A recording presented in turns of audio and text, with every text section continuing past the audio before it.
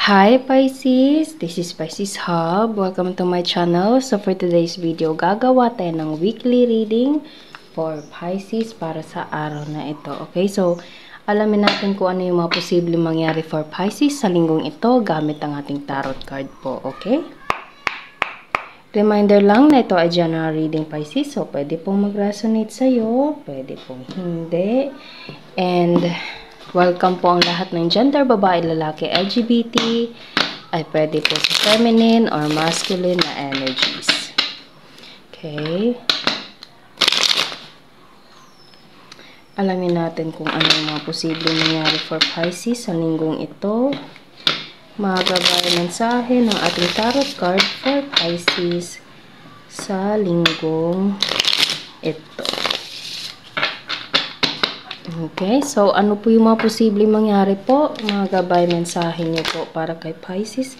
There's the Justice.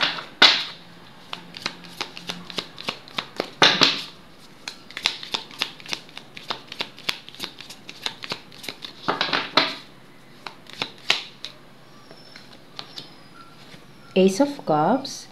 Ooh.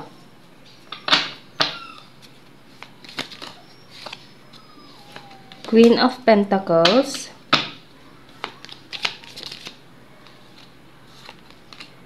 The Hierophant.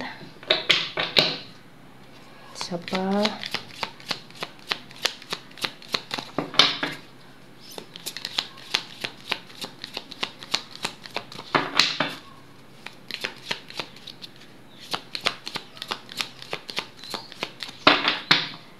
Okay, so wala nang mag-flip. Ito yung apat na lumabas, Pisces. There's the Justice, Ace of Cups, Queen of Pentacles, and the Hierophant. Okay, so pwede ito merong connection. Something about pera. Pwede ding about love. Okay, kasi meron tayo ditong Pentacles and meron din tayo ditong Cups.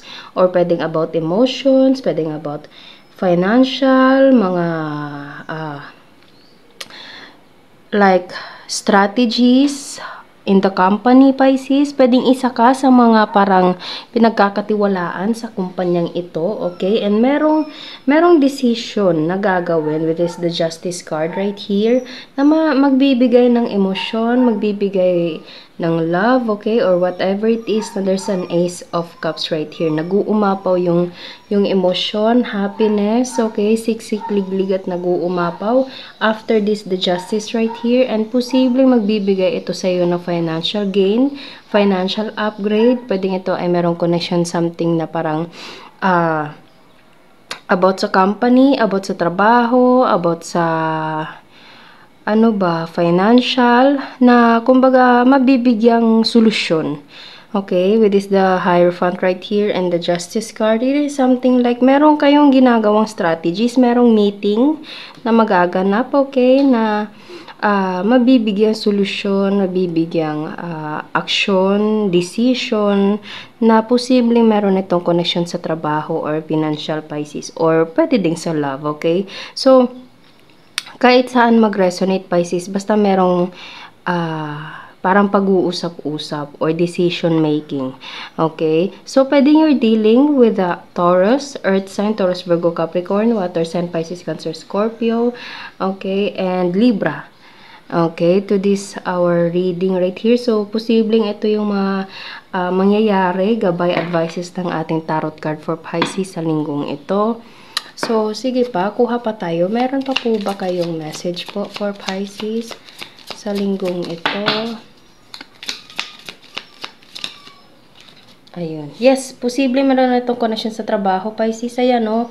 Merong pag-usap-usap, merong trabaho, okay, merong workmates, posible, pagtatabaho, pag-usap-usap, meeting. Okay, regarding with this, pwede meron kayong binibuild.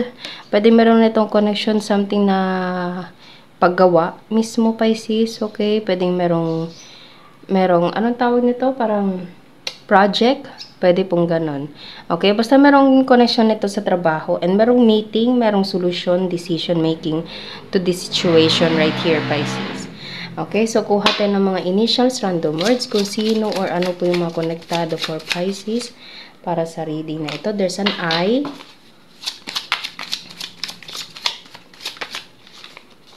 7.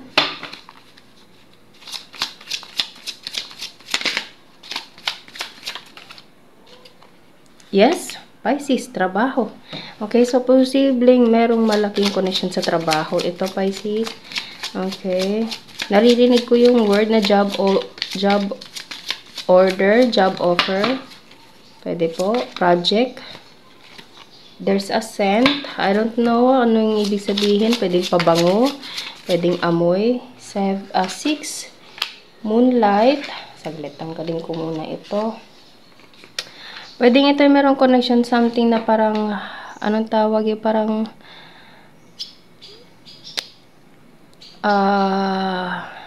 graveyard shift, okay?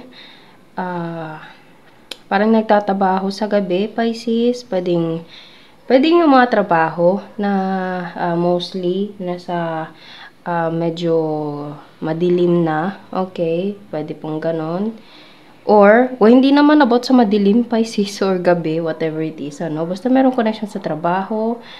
Pwedeng yung meeting na yun is parang biglaan, okay? And mag-usap-usap kayo after that na trabaho. Pwedeng nasa bahay na kayo, natutulog, okay? And merong meeting, whatever it is. Pwedeng merong connection sa panibagong project, okay?